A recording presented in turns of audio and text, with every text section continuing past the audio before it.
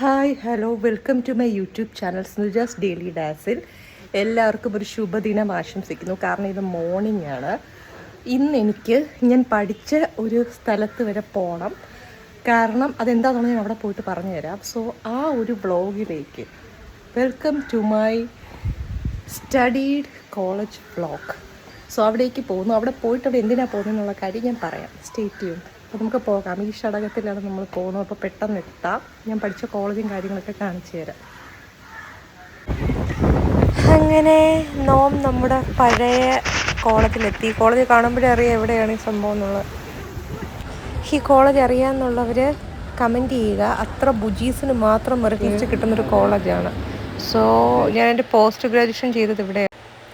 Actually നമ്മളൊരു സാറിനെ കാണാനിരിക്കുവാണ്. ആ സാറ് വഴി പെട്ടെന്ന് കാര്യങ്ങൾ നീങ്ങിയാലോ എന്ന് വിചാരിച്ച്. സോ ദേ പോകുന്നതാണ് നമ്മുടെ സാറ്. ആ സാറ് എന്തുകൊണ്ടാണ് നമ്മളെ ഇത്ര ഹെൽപ്പ് ചെയ്യുന്നതെന്നുള്ള കാര്യം ഞാൻ വേറൊരു വ്ളോഗിൽ പറയാം. സോ സാറ് എന്നെ ഓഫീസിലോട്ട് കൊണ്ടുപോകുമായിരുന്നു. അതെന്തിനാ ഓഫീസിൽ പോകുന്നതെന്നുള്ള കാര്യം വ്ളോഗിൻ്റെ അവസാനം വരെ കാണുക. കാരണം ഇന്നത്തെ കാലത്ത് ഏത് കാര്യങ്ങളും ഇച്ചിരി നമുക്ക് പരിചയം അവിടെ ആരെങ്കിലുമായിട്ടുണ്ടെങ്കിൽ പെട്ടെന്ന് കാര്യങ്ങൾ നേടും. അതാണല്ലോ ഇന്നത്തെ ഒരു ട്രെൻഡ്. അങ്ങനെ ഞാൻ യാത്ര തുടങ്ങി നമ്മുടെ ഓഫീസിലേക്ക് തന്നെ. അതായത് ഇംഗ്ലീഷ് ഡിപ്പാർട്ട്മെൻറ്റിൽ നിന്ന് ലെഫ്റ്റ് എടുത്ത് മുകളിലേക്ക് പോയാൽ നേരെ ഓഫീസാണ്. ഈ കോളേജിൻ്റെ നടുഭാഗത്താണല്ലോ ഓഫീസ്. സാർ അങ്ങനെ എന്നെ ഓഫീസിൽ കൊണ്ടുപോകുന്ന രംഗങ്ങളാണ് കാണുന്നത്. സോ നമ്മൾ എന്തിനാണ് ഈ TC അതായത് ട്രാൻസ്ഫർ സർട്ടിഫിക്കറ്റ് മേടിക്കാൻ വേണ്ടിയാണ് ഞാനിവിടെ വന്നത്. ആക്ച്വലി എൻ്റെ PG കഴിഞ്ഞത് ലോങ് വർഷങ്ങൾക്ക് മുമ്പാണ്. എനിക്ക് എൻ്റെ കയ്യിൽ ഉണ്ടായിരുന്നു ഒരു TC. അത് ഞാൻ എവിടെയോ തൊലച്ചു, നശിപ്പിച്ചു ഡിയേഴ്സ്. കുറേ വർഷങ്ങളായില്ല അത് യൂസ് ചെയ്ത്. അതിനുശേഷം ഞാൻ ഹയർ സ്റ്റഡീസ് പോയില്ല. ഇന്നെനിക്ക് പോകണമെന്നുണ്ടായിരുന്നു. സോ ഇനി എനിക്കൊരു ആവശ്യത്തിന് പോകണമെന്നുണ്ട്. അതാണ് ഞാൻ വ്ളോഗിൻ്റെ അവസരം വരെ കാണാൻ പറഞ്ഞത്. സോ അപ്പം എനിക്കത് എടുക്കുക എന്ന് പറഞ്ഞാൽ 2013 പാസ് ഔട്ടായി എൻ്റെ ഇതാ ഏടും കിട്ടും ഇവിടെ പോയി കിടക്കും. ഇപ്പോൾ 2026 സോ ഈ സാറിനെയും കൂടെ കൊണ്ടുപോയാൽ സാർ ഇപ്പം നിലവിലൂടെ പഠിപ്പിക്കുന്നതുകൊണ്ട് എന്തെങ്കിലും യൂസ് ആയാലോ എന്ന് വിചാരിച്ച് സാറിന് ബുദ്ധിമുട്ടില്ലെങ്കിൽ ഹെൽപ്പ് ചെയ്യാമോ എന്നും ചോദിച്ച് എന്നെ കൊണ്ടുപോവുകയായിരുന്നു. ഇത് നമ്മുടെ സാക്ഷാൽ ഏത് കോളേജ്, യൂണിവേഴ്സിറ്റി കോളേജിൻ്റെ ഓഫീസാണ്. യൂണിവേഴ്സിറ്റി കോളേജിലൊക്കെ പഠിക്കണമെങ്കിൽ തന്നെ ഭാഗ്യം വേണം. എനിക്ക് PGക്ക് അങ്ങനെ ഒരു ഭാഗ്യം കിട്ടി. കാരണം ഡിഗ്രിയിൽ എനിക്ക് 90% കൂടുതൽ മാർക്ക് ഉണ്ടായിരുന്നു. അത് എൻ്റെ കഴിവും എൻ്റെ അധ്യാപകരുടെയും കഴിവുമാണ്. അധ്യാപകരെ ഞാൻ ഈ വേളയിൽ ഓർക്കുന്നു. സോ ഇത് നമ്മുടെ ഓഫീസാണ്. അവിടെ പഠിച്ചിട്ടുള്ള ആരെങ്കിലും ഉണ്ടെങ്കിൽ കമൻറ്റ് ചെയ്യുക. അങ്ങനെ നമ്മൾ ഓഫീസിലേക്ക് പോകുന്നു. TC സെഷനിലേക്കാണ് പോകുന്നത്. Come on guys. അങ്ങനെ നമ്മളെല്ലാവരും കൂടെ പോകുന്നുണ്ട്.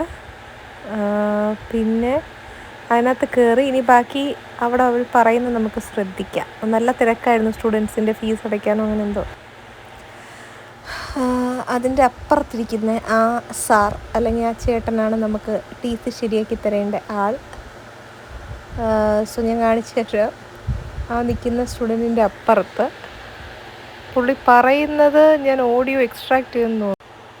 ഇവിടെ ചോദിക്കുന്നത് വേറൊന്നുമല്ല. 2013 പാസ് ഔട്ടായ ആളുടെ TC അന്ന് മേടിച്ചിട്ടില്ലായിരുന്നു. പക്ഷെ ശരിക്കും പറഞ്ഞാൽ എനിക്ക് തന്നിട്ടുണ്ടായിരുന്നു. അതിൻ്റെ ട്വിസ്റ്റ് കേട്ടോ. അപ്പോൾ അതിൽ എന്ത് ചെയ്യാമെന്നാണ് മറ്റേ സാറ് ചോദിക്കുന്നത്. B6 സെക്ഷനിലാണ് ഇതിൻ്റെ ആവശ്യത്തിന് പോകേണ്ടത്.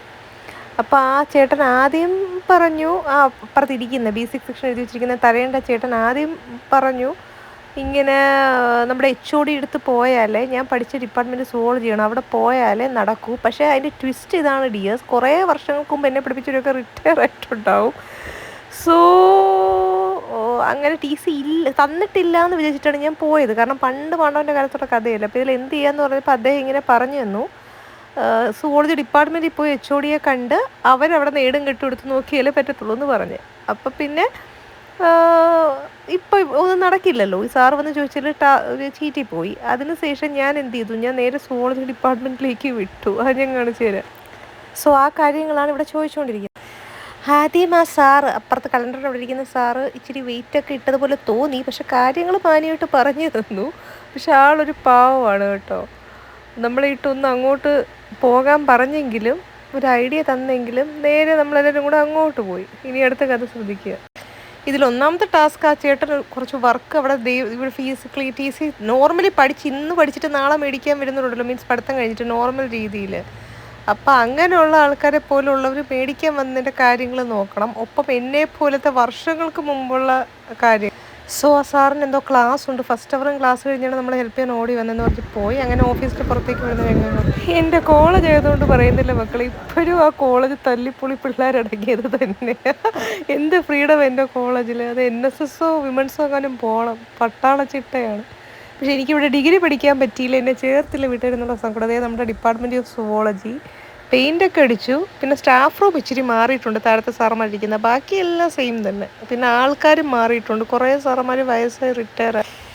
ഇവിടെ നിങ്ങൾക്ക് കുറച്ച് കോൺസെൻട്രേഷൻ വേണ്ടി വരും ഡിയേഴ്സ്, കാരണം ഞാനിത് അപ്സൈഡ് ഡൗൺ ആയിപ്പോയി. ധൃതിക്ക് TC സർട്ടിഫിക്കറ്റ് കുത്തിപ്പൊക്കാൻ വേണ്ടി പോകുന്ന ഇതില്ലേ വീഡിയോ അപ്സൈഡ് ഡൗൺ. ഇവിടെ മാത്രം എനിക്ക് തിരിച്ച് റൊട്ടേറ്റ് ചെയ്യാൻ പറ്റൂല എഡിറ്റിംഗ് ആപ്പ് വെച്ച്, കാരണം അതൊരു വലിയ ചങ്ക് വീഡിയോ ആയിട്ട് എടുത്തതാണ്. സോ നിങ്ങൾ ഇങ്ങനെ നോക്കുക, എല്ലാം തലതിരിഞ്ഞ മോഡിൽ.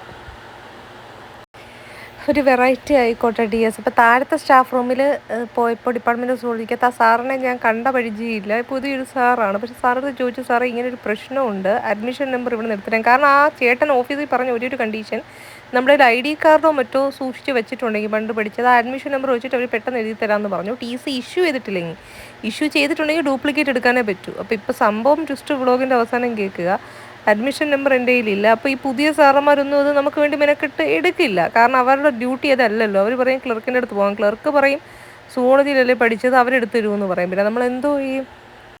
അവസാനം ഞാൻ പറഞ്ഞു, എന്നെ പഠിപ്പിച്ച അയന ടീച്ചറും അരുണ ടീച്ചറും ഉണ്ടായിരുന്നു. അവർ മാത്രം റിട്ടയർ ആയിട്ടില്ല, കുറച്ച് മിഡിൽ ഏജ് ആയിരുന്നു പണ്ടേ. അപ്പോൾ ഇപ്പോൾ അരുണ ടീച്ചറാണ് അവിടുത്തെ HOD, ഇവിടെ സുവോളജി ചെയ്യുന്നവർക്കറിയാം. സോ ആ ടീച്ചറിനെ പോയി കണ്ടാൽ ടീച്ചർ ഹെൽപ്പ് ചെയ്യും. നമ്മൾ നന്നായിട്ട് പഠിച്ചുകൊണ്ടിരുന്ന പുതിയ സ്റ്റുഡൻ്റ് ഒക്കെ ആയതുകൊണ്ട് എന്തെങ്കിലും ഒരു വഴി ചിലപ്പോൾ രജിസ്റ്റർ എടുത്തുകൊണ്ട് വന്ന് നമ്മളെ സഹായിക്കുകയും ചെയ്യും. പക്ഷേ കഷ്ടകാലത്തിന് അരുണ ടീച്ചർ OD-യിലായിപ്പോൾ, ഏതോ പ്രാക്ടിക്കൽ എക്സാമിൻ്റെ ഓൺ ഡ്യൂട്ടി അങ്ങനെ എന്തോ ആണ്, അപ്പോൾ അവിടെ ഇല്ല.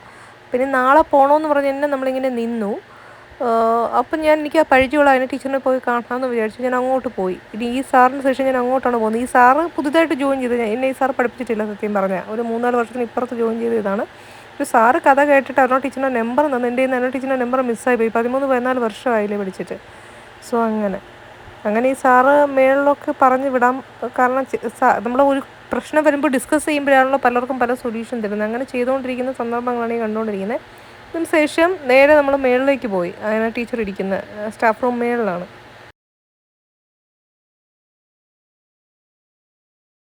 നമ്മൾ സാറും ഞാനും ഒക്കെ മിണ്ടിയും പറഞ്ഞുകൊണ്ട് നിൽക്കുന്ന സമയം വേറൊരു ടീച്ചർ, ആ ടീച്ചറിനെ ഞാൻ പുതുതായിട്ടാണ് കാണുന്നത്. ഈ സാറിൻ്റെ സ്റ്റാഫ് റൂമിൽ തന്നെ ഇരിക്കുന്നത് ടീച്ചർ സുവോളജിയാണെന്ന് തോന്നുന്നു. പിന്നെ നമ്മൾ മേളിലോട്ട് പറഞ്ഞു വിട്ടു. നമ്മൾ പിന്നെ മേളിൽ പോയി ചോദിക്കാമെന്ന് വെച്ചാൽ അങ്ങനെ മേളിലോട്ട് പോയി. മേളിലോട്ട് പോകുന്നതും തലതിരിഞ്ഞ് പോയി. ഇതാ കോണിപ്പടി കയറി മേളിലോട്ട് പോകുമ്പോൾ ഇടത്തെ സൈഡായിട്ട് HODയുടെ മുറി ഇരിക്കുന്നുണ്ട്, പക്ഷേ ടീച്ചർ അവിടെ ഇല്ലല്ലോ. സോ അങ്ങനെ മറ്റേ ടീച്ചറിനെ കണ്ട് സംസാരിക്കാം. കാരണം നമ്മുടെ ഓഫീസിൽ നമ്മൾ പഠിപ്പിച്ച് ആരെങ്കിലും അറിയാമെന്ന് ചോദിച്ചാൽ അറ്റ്ലീസ്റ്റ് ഈ 2 ടീച്ചേഴ്സെങ്കിലും ഉണ്ടല്ലോ. അതിന് ഞാൻ ഭാഗ്യം ചെയ്ത ജന്മമാണ്. എല്ലാവരും കൂടെ റിട്ടയർ ചെയ്ത് ഒറ്റ പോക്ക് പോയിരുന്നെങ്കിൽ പണിയായാലും. സോ അങ്ങനെ ഞാൻ മേളിലേക്ക് കയറി പോന്നു. ഇത് തിരിഞ്ഞു പോയി കേട്ടോ, ക്യാമറ എടുത്ത് തിരിഞ്ഞു പോയി. I'm very sorry, upside down ആയിപ്പോയി. സോ ഇത് ഞാൻ പഠിച്ച എൻ്റെ എംഫിലിൻ്റെ ക്ലാസ് റൂമിലാണ് നമ്മുടെ PGയുടെ ക്ലാസ്സൊക്കെ നടന്നുകൊണ്ടിരുന്നത്. എൻ്റെ മേൽവശമാണ്. അങ്ങനെ നമ്മൾ അവിടെ എത്തി. അതിന് ടീച്ചർ ഇരിക്കുന്ന മേളത്തെ സ്റ്റാഫ് റൂം എത്തി. ഇത് സംഭവം കുറച്ച് ഭാഗം ഇത്രയും ലോങ് വീഡിയോ ഒറ്റ സ്ട്രെച്ചിൽ ഷൂട്ട് ചെയ്തതാണ്. കുറച്ച് ഭാഗം നോർമലും കുറച്ച് ഭാഗം അപ്സൈഡ് ഡൗൺ ആയിപ്പോയി. ബിറ്റ് പീസ് എടുത്തിരുന്നെങ്കിൽ നമുക്ക് റൊട്ടേറ്റ് ചെയ്യായിരുന്നു, റൊട്ടേറ്റിംഗ് ടൂൾ വെച്ച്. സോ അങ്ങനെ നമ്മൾ എത്തിയതിന് ശേഷം ആ ടീച്ചറിൻ്റെ അടുത്ത് ചോദിച്ചു, ഇങ്ങനെ പറഞ്ഞു, ടീച്ചറെ മനസ്സിലായോ? പിന്നെ സ്റ്റുഡൻസിനെ കണ്ടാൽ മനസ്സിലാകുമല്ലോ.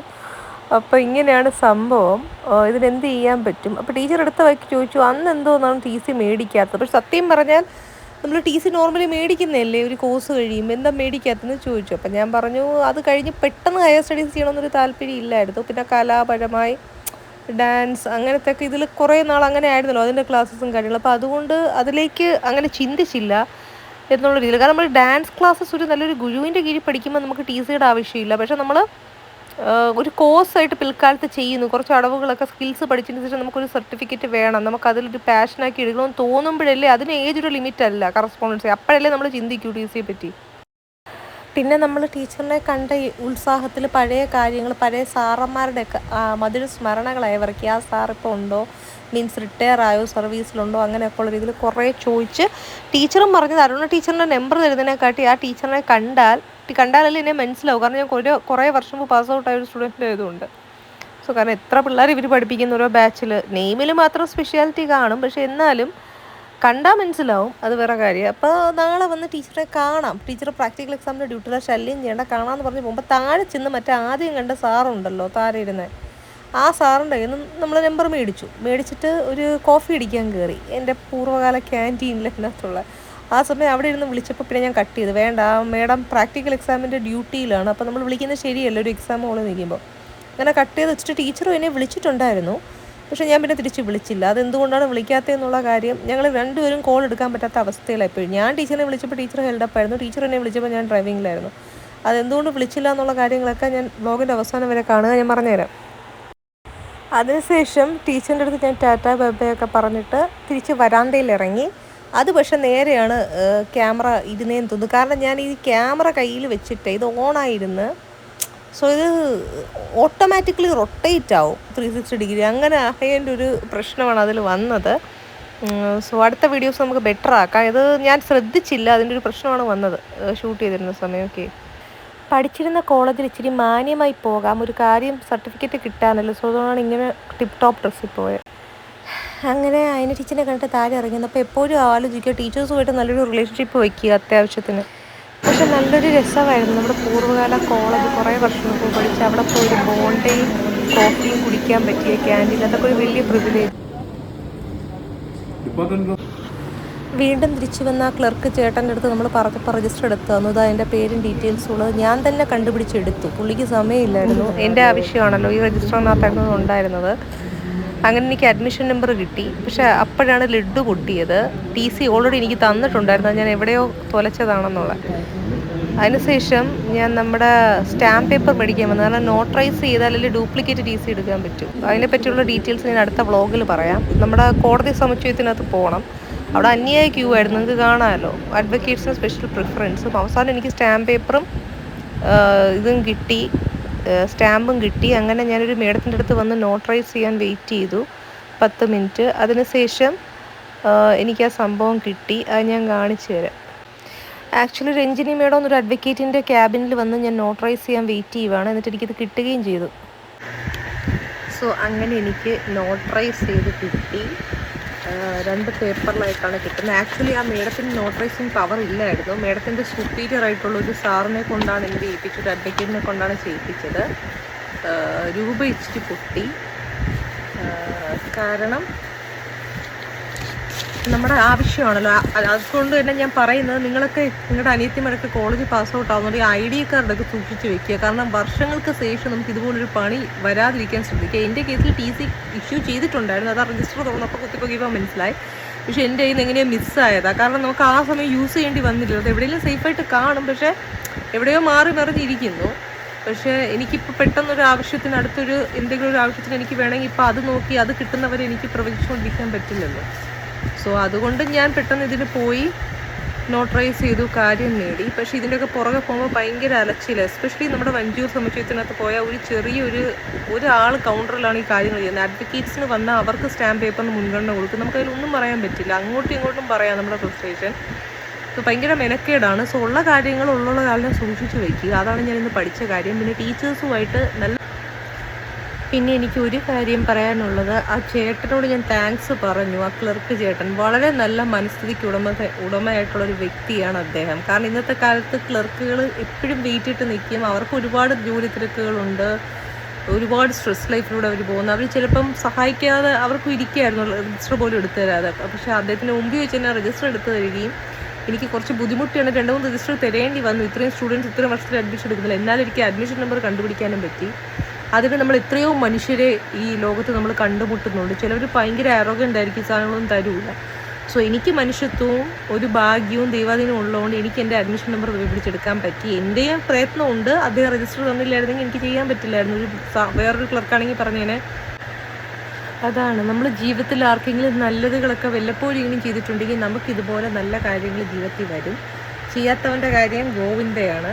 സോ എനിക്ക് ഇത് സന്തോഷമായിരുന്നു, എനിക്ക് എൻ്റെ അഡ്മിഷൻ നമ്പർ തപ്പിപ്പിടിച്ചെടുക്കാൻ പറ്റി. ഇനി മുന്നോട്ട് എന്തിനാണ് ഞാൻ ഇത് എടുത്തതെന്നുള്ള കാര്യം നടക്കുമോ, അതിന് ടൈം ലാഗ് ആകുമോ എന്ന് എനിക്കറിയില്ല.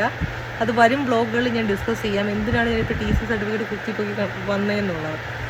സോ അപ്പോൾ ഇത്രയേ ഉള്ളൂ ഇന്നത്തെ previous college visit vlog. TC certificate ഇതുവരെയും കിട്ടിയിട്ടില്ല, ഡ്യൂപ്ലിക്കേറ്റ്. നോട്ടറൈസ് ചെയ്ത സാധനം മേടിച്ച് വെച്ചു എന്ന് പറഞ്ഞു. എൻ്റെ അപേക്ഷ ഇന്ന് ലേറ്റായി പോയി. 1 മണിക്കുള്ളിൽ നമ്മൾ കൊടുക്കണം കോളേജ് ഓഫീസിൽ കൊണ്ട്. അപ്പം നാളെ അതിന് ഞാൻ പോകും. അതിനുശേഷം ഞാൻ പറഞ്ഞുതരാം എന്തൊക്കെയാണ് നാളത്തെ വിശേഷങ്ങളെന്നുള്ളത്. So thanks for watching my today's vlog. Thanks for subscribing my vlogs and my YouTube channel Sinja's Daily Dazzle. So this is your Sinja signing off. See you all in the next vlog. Bye. ഒപ്പം എല്ലാ ക്ലർക്കന്മാരും ആ ചേട്ടനെ പോലെ നമുക്ക് ഹെൽപ്ഫുള്ളായി വരണമെന്നില്ല last twisting പോയിന്റിലാണെങ്കിലും. So അതൊരു സംഭവമാണ്. കാരണം എനിക്കറിയാവുന്ന ഒരുപാട് ആൾക്കാർ വിമൻസ് കോളേജിൽ പാസ് ഔട്ട് ആയവരുണ്ട്. അത് PG ആവട്ടെ ഡിഗ്രി ആവട്ടെ, വർഷങ്ങൾക്ക് ശേഷം നമ്മളൊരു TCക്ക് പോകുമ്പോൾ അവർ പറയും തരാൻ പറ്റത്തില്ല എന്നേ പറയും. പക്ഷെ അതിലും വകുപ്പുകളുണ്ട്. നമ്മൾ പഠിച്ച സ്ഥാപനത്തിൽ എത്ര വർഷത്തിന് ശേഷം നമ്മൾ പോയാലും ഒരു ടിഷ്യൂ ഡ്യൂപ്ലിക്കേറ്റ് ആണെങ്കിലും TC മേടിക്കാത്തതാണെങ്കിലും ടിഷ്യൂ എന്നാണ് എനിക്ക് വരുന്നത്. സോറി TCക്ക് ടങ് ട്വിസ്റ്റർ നമുക്ക് തന്നേ പറ്റൂ.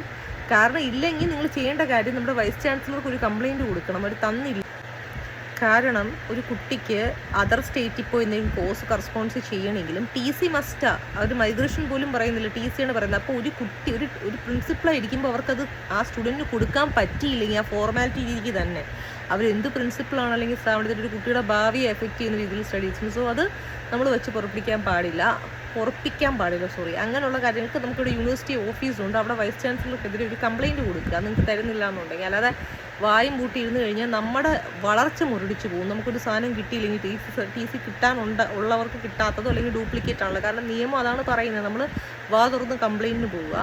സോ വ്ളോഗ് എൻഡ് ചെയ്തതിന് ശേഷം ഇത്രയും പറയാൻ കാരണം ഇടയ്ക്ക് ഞാൻ എഡിറ്റ് ചെയ്തപ്പോൾ ചില കാര്യങ്ങൾ ഈ ടീച്ചറിൻ്റെ ഈ പോയിന്റ് ഇവിടെ വിട്ടിരുന്നു. സോ അതാണ്. സോ അവസാനം ഒരു മോറലും കൂടെ ആവട്ടെ എന്നുള്ള രീതിയിലാണ് ഞാനിത് സംസാരിച്ചത്. സോ നിങ്ങൾക്ക് ബോറായില്ല, കുറച്ച് ഇൻഫർമേഷൻ കിട്ടി എൻ്റെ വ്ളോഗിൽ നിന്ന് ഞാൻ വിചാരിക്കുന്നു. ഇതിനെപ്പറ്റിയുള്ള കൂടുതൽ ഇൻഫർമേഷൻ ഞാൻ വരും വ്ളോഗുകൾ നോട്ട് ചെയ്ത് വെച്ചിട്ടുണ്ട്. ഇങ്ങനെ TCയുടെ ഫോർമാലിറ്റി എന്തോന്നാണ് സംഭവങ്ങളെന്നുള്ളത്. Okay, by.